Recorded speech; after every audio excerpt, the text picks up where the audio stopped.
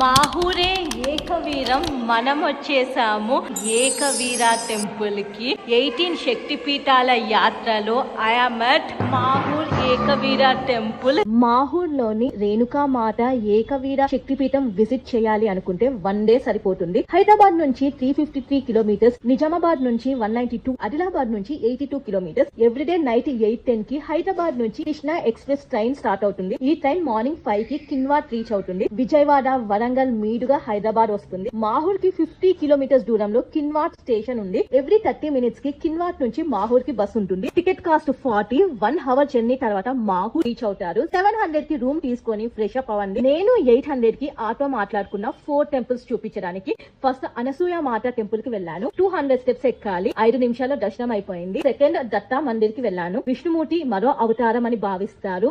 Third Renuka మాత temple, ఇక్కడ కూడా steps ఎక్కాలి. అమ్మవారికి తమ